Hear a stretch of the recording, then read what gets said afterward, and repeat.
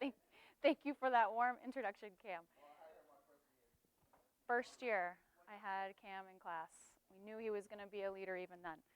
Okay, so welcome everybody. I hope everyone has a workbook. Is there anyone who does not have one of these books in front of them? Just want to make sure I get them out. Last couple of people. Cam, I'll give you one. So today is going to be a tough topic, I think, in some ways, but I'm hoping something that we can learn a lot about ourselves from and learn about how we can address something that's actually super common in society, and that is imposter syndrome. So the title of my talk is Accepting the Substance with Your Shine, and I hope to bring some clarity into what that means. But in order to sort of understand what imposter syndrome is and to work on this, I want to start with a definition. So imposter syndrome, a couple of things here.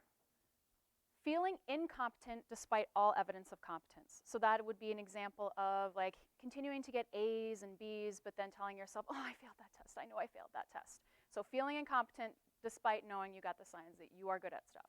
An inability to internalize your status and success. So this is like you win an award, but you attribute it to everything else but yourself. Oh, I was lucky. Oh, it was just the situation. Always external factors. And then the last one is a fear that other people will find out that we're frauds. So you're in the space and you are sort of afraid of like, why am I even here right now? Everyone's gonna know that I have no idea what I'm doing. I'm such a fraud. So I can give you a couple of examples from my own life first. First one is when I was an undergraduate student at St. Lawrence, Canadian. I played hockey there. First day in the dorm, I look at the media guide and I see all these girls who are gonna be my teammates. And it's like, Team Canada, Team USA, Team Ontario, Team Quebec, and I had none of those accolades at all. And instead of being like, woo, I'm happy I'm here, I deserve this, I said, oh my God, I suck so much compared to these girls. And I never allowed myself the ability to put myself with my teammates. And I think, unfortunately, it affected me negatively, where I don't think I ever played up to my potential, because I was always afraid that I didn't measure up. Second example, I was in grad school. I was in my PhD program, so I already had a master's degree. I'm at this party, we're drinking wine, which is already something I don't know anything about. And another girl turns to this other friend of mine and says, oh, I can't wait until we talk about this, thing next week. And it's called post-colonial theory, and I had no idea what that was. And I was sitting there like, post-colonial what now? I mean, I must be the stupidest person in this space. Instead of saying, I already have a graduate degree, even if I don't know this term, I'm okay, I'll be able to learn about it. No, I told myself I was the idiot in the room. And then my final example of imposter syndrome is when I was asked to give a talk on imposter syndrome. And I said, whoa, whoa, whoa, I didn't do a dissertation on this, I didn't spend like 10 years studying this thing, and then I realized like, oh, I have imposter syndrome about doing imposter syndrome talk. This is a sign from God. I need to be doing this talk to people because I really do suffer from these feelings and have my whole life. So knowing a little bit about me now, I want you to open your workbook. First page, and this is the thing. It's time to get personal. So I want you to think about a time that you were recognized or you were rewarded for something or honored, you were included, you were specifically asked for a task. I want you to remember that moment. But instead of accepting that accolades or praise, you secretly worried it was just by chance, it was just a lucky thing that you were the one specifically selected, that anyone else could have done it, or that someone would realize, I don't deserve it, I'm just a fraud. So take a couple minutes now, see if you can remember a time when you had that honor, but you had those fears at the same time.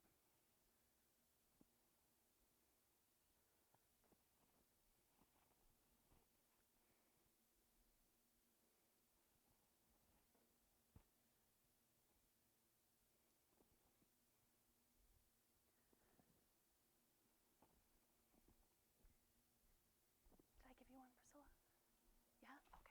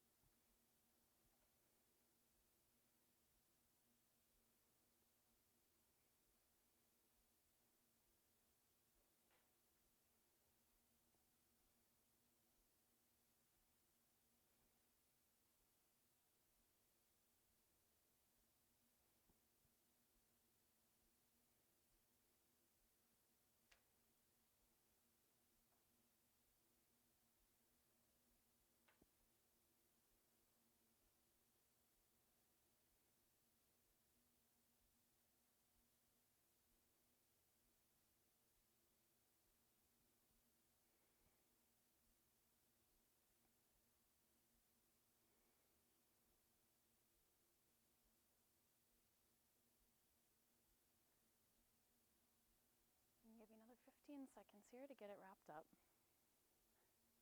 As you're finishing up writing, we call this an activating experience. This is an example of a time when you felt those imposter feelings that are so common to people. So I know it's a really tough thing to do, but would anyone be willing to share theirs? Yeah. And sorry, what's your name? Janaya. And what's your example?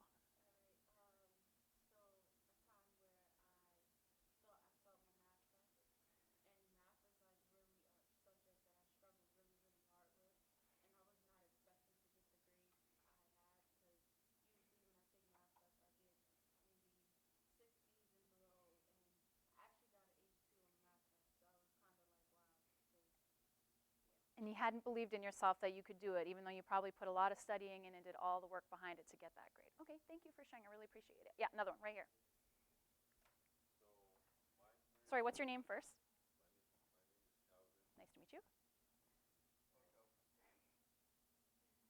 Keep going.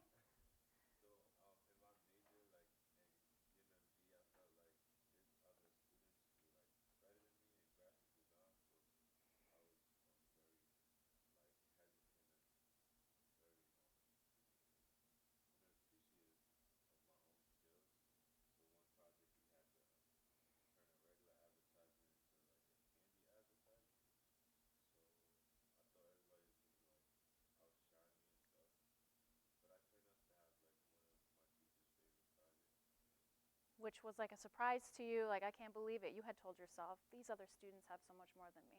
Thank you so much for sharing that moment, and congratulations, that's awesome. Yes, last one here. Right.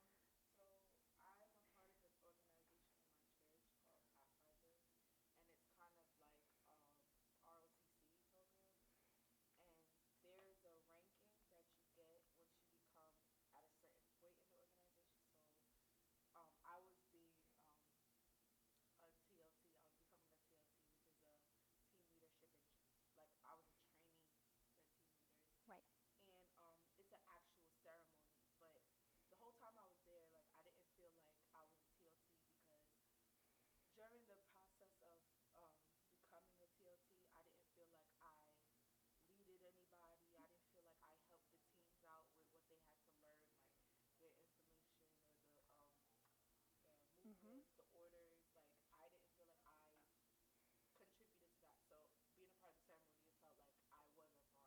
Right. So even though you were selected specifically, you had told yourself, this isn't me, I don't belong here somehow. Okay, I thank you so much, all of you, for sharing those things, because again, it's really tough to admit when we are feeling poorly about ourselves, even though probably by all other standards we should be feeling really great about ourselves. And that's what imposter syndrome is, right at its heart. So understanding what imposter syndrome is a first step here. 70% of Americans admit to feeling imposter feelings, and it's even more common among college students. You're constantly being evaluated, constantly worrying about what your place is among your peers. And what it happens is it leads you to not take people's praise seriously. You say they can't be talking about me, or that possibly can't be the truth. You become highly critical of yourself, telling yourself that you don't deserve things. And we have a tendency then to attribute our successes to all the other things except ourselves, when really we're naturally primed to own our own successes. That's what we know from psychology. The other thing is it leads us to engage in something called impression management. So for example, if I'm constantly thinking other people think I'm a fraud, then I'm always thinking about how I appear to other people and managing other people's impressions of me by trying to, bolster myself up or look like I'm supposed to be important. As a person who has a lot of fear of public speaking, actually, I do that all the time. I look at people's faces and whether or not they're making eye contact, and I try to read into that too much and change my behaviors as a result of this. And all of these things take away from you being able to do your work really well. If you're spending all your mental energy worrying about managing how other people think about you, you can't spend the time doing the things that you're actually good at. And that's what sort of one of the main problems with imposter syndrome is. So what's interesting is the consequences are actually gendered. We see differences in how men and women experience imposter syndrome. So women tend to, when they have imposter feelings, throw themselves into their work to the point where they deplete themselves. Emotional exhaustion. Just work more, stronger, harder, but not necessarily smarter. They're going to do all the things to, again, deplete themselves. As a result, they tend to experience a lot of dissatisfaction with the things that they're doing. And that includes school here. I'm sort of saying work and school is the same thing. And for women, if they don't see themselves perfectly fitting into a job application, they won't apply for it. Well, this says that I have to have 3 years experience and I only have 2 years and 10 months, so I'm not perfect for this, so I better not apply for it.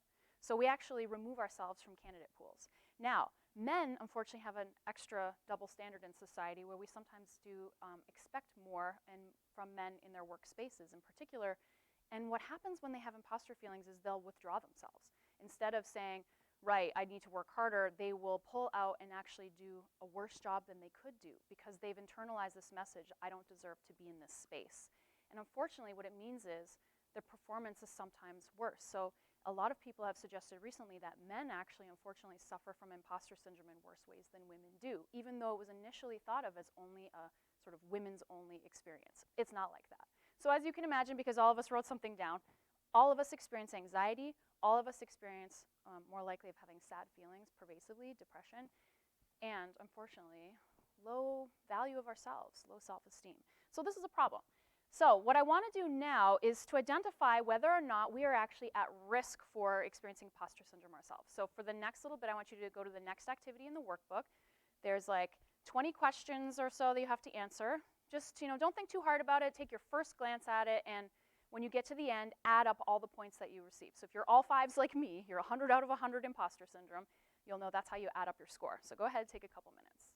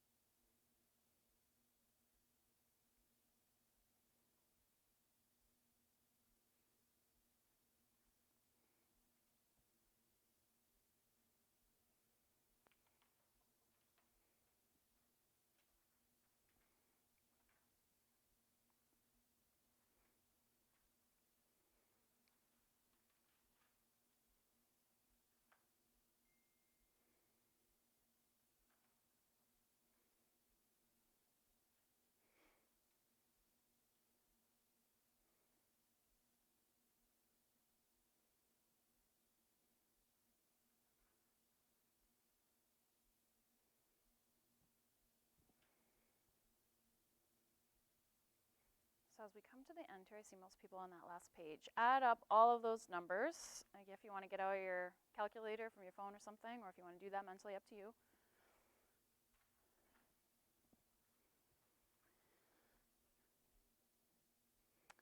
So we have 3 sets of scores here. So if you score around 40 points or less, then this scale tells us that you would have few of those imposter characteristics.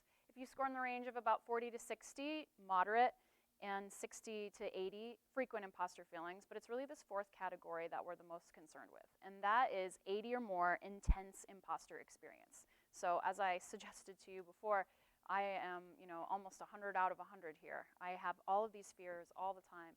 And maybe, you sort of recognize yourself in some of those things that I've been speaking about. So the problem here is that just because we've said, you got this score on imposter scale doesn't necessarily mean that all is lost, right? I want to make sure that we do recognize actually that certainly you'd be in excellent company if you had really high scores on your imposter syndrome scale. So give you a second to get that added up. All of this is just data for ourselves, data that we can use to help us understand our tendencies, and I think if we see and recognize here, oh wow, I didn't realize just how strong these tendencies were in me, that this is something that you can now try to address.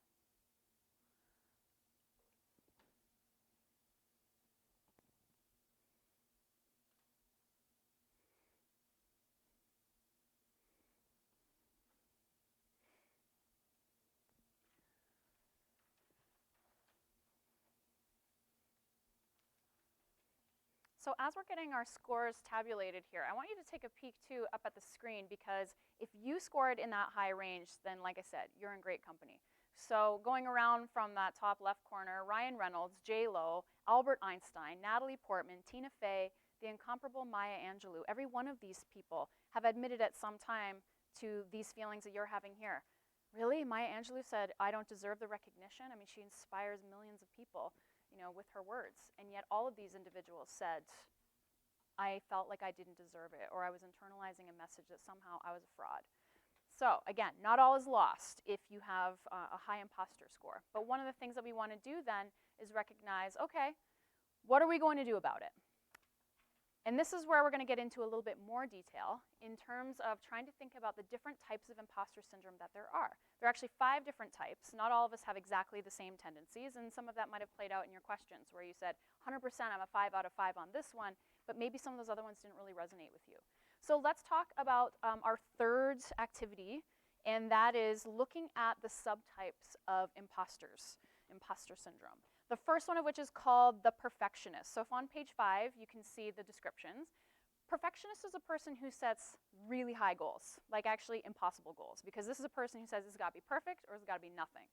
And so if we don't get perfection, which is pretty much impossible to achieve, then we start to doubt ourselves.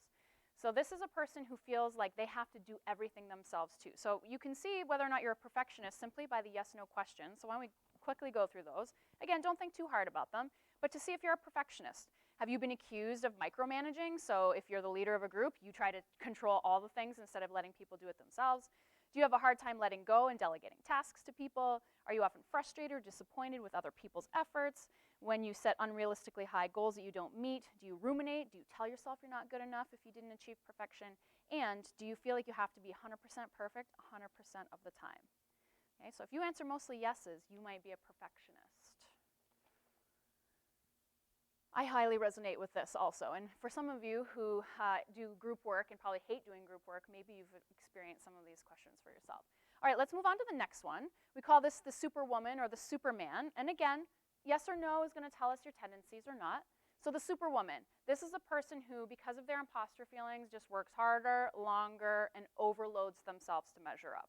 I feel like I don't deserve to be in this space, then I better be the person who is like the last person out of the office. So the Superwoman has to work themselves to death, basically, to overcome the fact that they feel kind of inadequate. So do you stay at the office later, or school, or the library later than most of your team, even past the point when you feel like you've completed the day's task?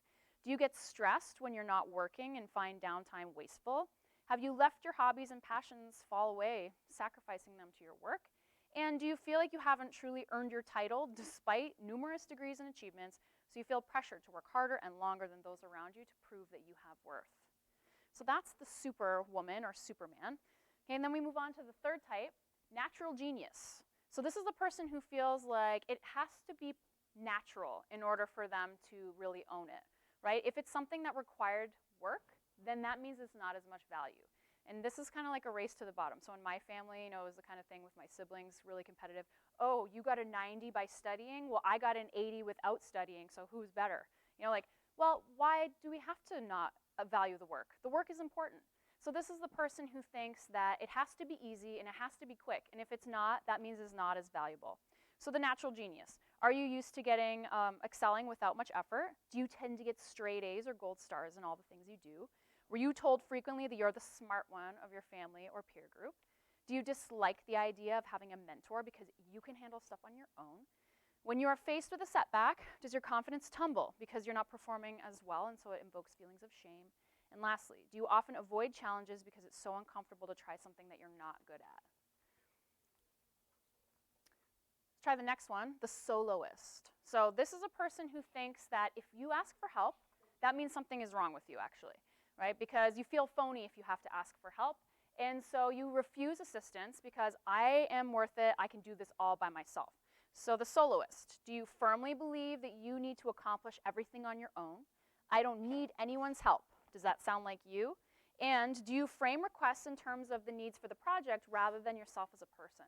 So if you had to ask for help on a group project with a professor, you say the group really needs it, instead of being willing to say, I really need this. So this is a person who's afraid to ask for help for themselves. Last one is the expert. So this is a person who values themselves based on what they know. So how much can they do, and how many degrees can I have, how many certificates do I have, and if someone says, oh, you don't know that, you are worried because you're going to be seen as inexperienced or unknowledgeable. So the questions here, do you shy away from applying for job postings unless you meet every single requirement? Well, they said that I had to have 3 years, and again, I only have 2 years and 10 months. Like, that's close enough, guys. Are you constantly seeking out trainings or certifications because you think you have to improve your skills always to succeed? Even if you have been in your role for a long time, can you relate to feeling like you don't know enough? And then do you shudder when someone says you're an expert? It's a lot of pressure to live up to. So you may have found yourself saying yes to more of those than others, so maybe take a second here and reflect on that and see which categories really, really refer to you. So for example, although I kind of relate to all of them, I know that I'm specifically a big-time perfectionist and also a big-time expert. I just feel like I need to keep going and get the trainings, and that is what's going to bolster me up. Like, yeah, you deserve it. Look at all the degrees after your name. And this is important because actually, when we're trying to solve imposter feelings, knowing which tendency you have and which subtype you are is something that can actually help you to address this more specifically. It's going to not work if I give you perfectionist sort of recommendations when really you're an expert or you might be a soloist. Anyone willing to admit what subtype they are? You're an expert. Okay, yep. Natural genius is something that's so pervasive in society. Like, we have to do it naturally. Yeah. Soloist, can't ask for help. Got to do it yourself. Yes. Perfectionist. Anyone else perfectionist? This one's a really common one. You feel like you have to do it perfect all the time. It's tough to tell ourselves that it's not possible. All right, so the question is, what can we do? This is a day where you're learning about leadership because you're already leaders. So one of the things that's most important to addressing these feelings when we know that almost all Americans suffer from these feelings is to normalize it. When you guys go out into the working world, when you are leading your organizations, when you're presidents and CEOs, letting other people talk about this is the most important thing. How do you build a better workplace? By letting people show that they have these worries. Acknowledge people's fears, tell them that that's okay, and then do what we can do to address why they feel that way. So obviously there's training, there's coaching, there's all this stuff that we can do to try to overcome that. But I really think that one of the most important things is that last one. So how do we attribute our success and failure? And that's what we're actually going to work on next. So here's what we do. If we have a specific subtype, there's actually specific ways that we can reframe our experience. That is, how can I rethink what it is that I have that problem with? So if I did a group project and it wasn't perfect up to my standards, how can I think about that situation differently so that I don't have those imposter feelings, and instead I say that's good enough? So for the perfectionist, this is a person who has to realize mistakes are part of the process. All of us are going to make mistakes all the time, and they're really important. It actually gives us really good data. There's no perfect time. There's no perfect you. You're never going to be perfect. Why not take a little risk and put yourself up for a job? What's the harm? I mean, if you don't get hired, you don't get hired. But if you don't put yourself into that candidate pool, then you're never going to give yourself the chance to be that. Recognizing, striving for perfection, if it's perfection or nothing, then sometimes it's nothing. That means that we stop ourselves in our tracks and we don't do the things that we could do. So that's perfectionist. For the Superman or the Superwoman, you might actually be validating yourself by working hard as opposed to what the work actually is. Well, I was in the office the longest. Like, wow, so what? You're actually taking away from your ability to enjoy your life and do the things that, give you passion. So sometimes we have to think about trying to find our internal validation instead of letting other people dictate to us what we're good at. So again, it's tough in school because it's constantly about external validation, getting A's, getting grades, you know, your faculty are giving you all of this validation. But it's also about what you know that you have learned too. Letting, you know, not letting criticism take over. Sometimes constructive criticism is necessary for us to get better, and so we should actually try to take that seriously as opposed to personally. All right, natural genius. So again, the person who says it's got to be speedy and it's got to be easy or else it doesn't matter. Accomplishing things always is going to take learning and skill. We're always going to have to learn more things. I'm a professor for 10 years now, and I'm still learning stuff all the time about how I can improve because you're never going to be perfect. It has to take work to do that. So skill building is important for everyone, and one thing you could do is specifically work on some things that you think, right, this is something I think specifically I can improve on. The soloist, this is a person who doesn't want to ask for help. There's no person in life who got ahead without help. Every person that you see in life got help from somewhere, and that is important to recognize too, that sometimes if you don't ask for help or you don't ask any questions, people will think that you're not engaged, or people will think that you don't really understand what's required of you. Right? You should ask questions. You should ask for help. That means that you are trying your best to do your best job. And then the expert. Well, yeah, there's always more stuff to learn. There's always more degrees to get, more certifications, all of this stuff. But sometimes always working on the skills and the degrees is procrastination. You know, like you have to put yourself out there and get the job at some point. You can't just keep going back to school and never actually take that next step. So sometimes a risk can pay off really big. So if you're looking at your subtype, you might be thinking, all right, so here's some specific things for each subtype that I might be able to use in order to stop with these feelings that I'm a fraud or that I'm not worth it. So this is a really important task to me. I think I got enough time for it. So learning to reframe is hard. It's not like I just snap my fingers and say, okay, I know how to do this better now. One of the things you have to do is own the things that you're good at. So this next step that I want us to do in activity 4 is to write down 5 things that you're good at. No qualifiers, just I'm good at this, okay? So you're not allowed to say, well, like I'm kind of good at this for a professor, I'm kind of like that. No, this is just ownership of the things you're good at. So again, just take a moment, might take some time, some people struggle. I am good at 5 specific things.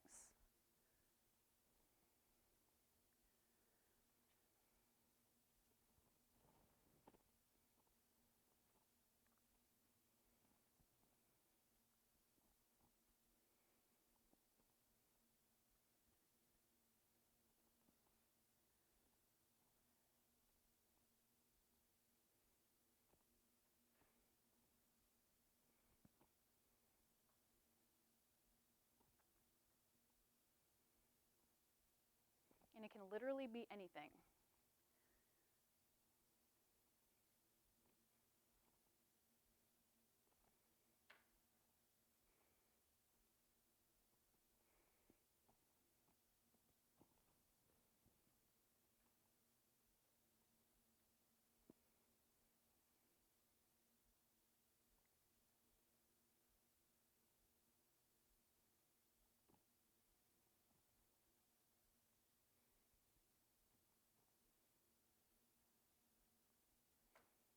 Everyone have at least a couple? This is the hard one. I was wondering if I could get everyone to share something that they're good at. Would that be possible? All right, can I start here?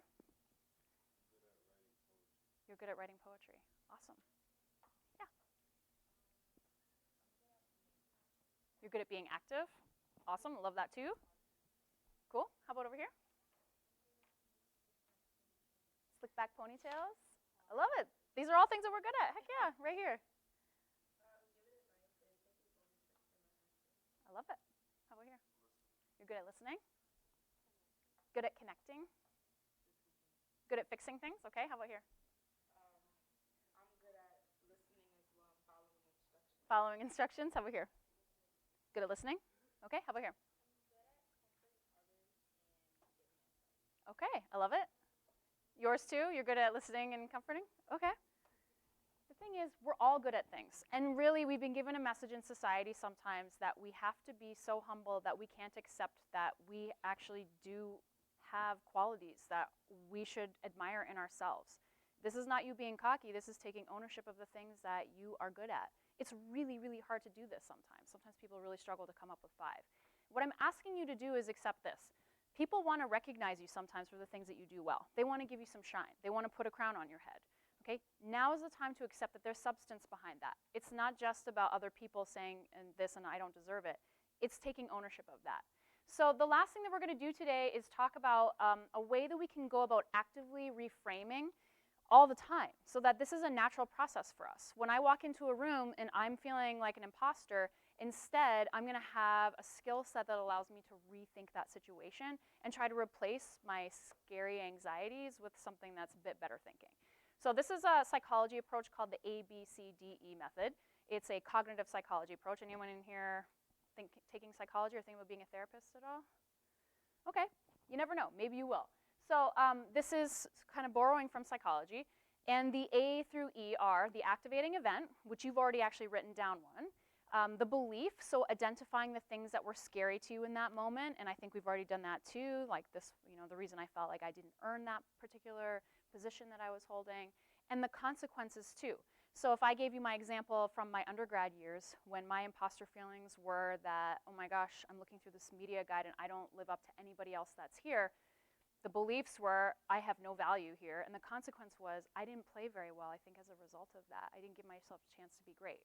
So now, instead of focusing on A through C, because you guys have already kind of done that with your first activity, I want to talk about the strategies that we can use to dispute our irrational thoughts, and the last one is then to have a more accurate view of the situation. So if you actually just want to turn to the very last page of the workbook, we can talk about the ways that we go about disputing, and this is really important.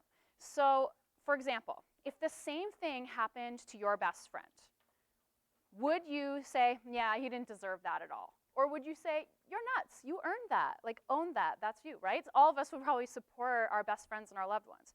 Who's your role model? What would they have to say to you about it? Would they say, nope, you don't deserve that? Or would they say, heck yeah, own it, that's yours?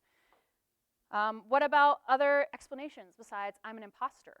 For me, like maybe I didn't have good enough coaching where I had that next step, but I'm still here with these girls, and that's good.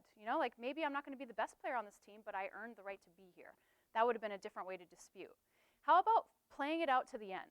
What's the worst case scenario? So for example, I have a lot of imposter feelings about public talks because I am not naturally a very good public speaker. But I've literally never had someone throw something at me and be like, boo, you suck, Dr. Wolfe. I've literally never experienced that in my life. Play it out to the end. What if that did happen? What if one of you stood up, threw a rotten tomato at me, and said, boo, you suck, and walked out? What would happen? What's that? You had to fight? But what would I do? I guess I would just make a joke. Oh, well, there's tomato on my face. I suck. And then you move on, right? So playing it out to the worst case scenario actually might be something that's useful because what you realize is even that worst case scenario is something that you could handle, right? And,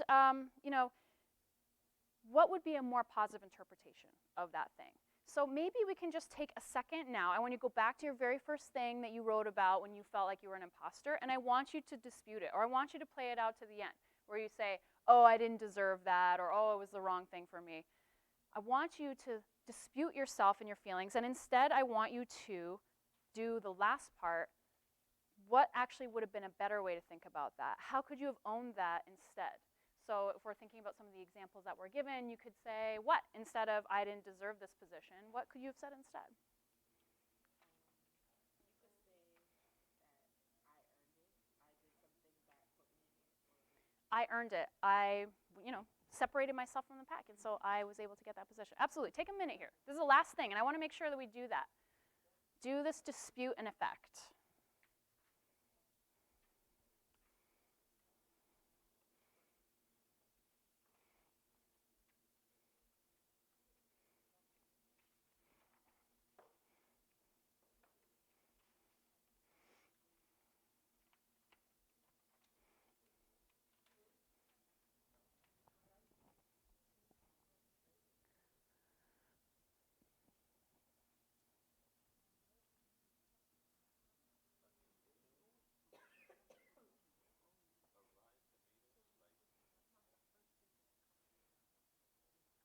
What are we debating?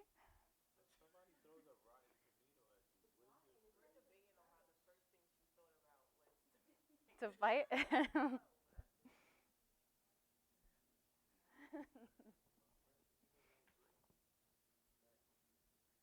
That's what I was thinking. Something that was kind of soft and mushy and gross. Yeah, it would like go all over my nice clothes.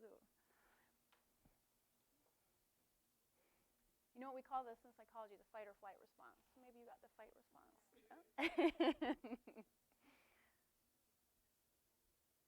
All right, is anyone willing to share? Is someone willing to share their activating experience and then sort of their reframe here? Yes, thank you. So what was your experience that you initially felt the imposter feeling, and then what's a new way that you could think about that? Okay, so my initial experience was my math test. Yep, your math test. And then like when I reflected back, I was like, I tended to beat myself up about stuff, Mm-hmm. even though I do try my hardest, and I easily give up on something when I'm in the moment. Right. But like I could try to be better and try to have more positive thoughts and talk myself into that Yeah. positive direction. You put the work in. You studied, actually, and believing that that made a difference. Thank you so much. I really appreciate that you shared that. Anyone else want to share one? Yeah, Cam. So my initial was last March. I was approached by a few doctors and members, convincing me to take on the role as president of S.G.A. I couldn't fathom the fact that they were recommending me to do this, to do to do it instead of others. Up until up until this day, I still wonder why. But I try to use it as a question, and then Your new thoughts? my new thoughts. I have learned that I do not like to acknowledge what I do.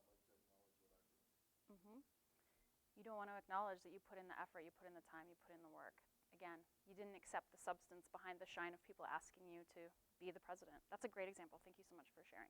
Anyone want to share one more? Okay, yeah, sure. My old thought was basically I was picked out from a couple of people along with some other people to be TLTs. Right? And that's like really big. So I didn't feel like I earned it only because I didn't feel like I did as much as everybody else. Right. But my new thoughts were like all the requirements, I met it and I did what was required of me at that time in order to earn that title. So I feel like I'm proud that I got that honor, I guess. Me too. Congrats. Thank you. I really appreciate that you did this work today, and I hope that if there's any part of the workbook that you didn't get a chance to complete, that you'll think about this actually. Because it's important for us and for you as the leaders of tomorrow that you own all of the things that you've done, and again, all the things that you're good at. So the last thing I just want to do is wrap up here.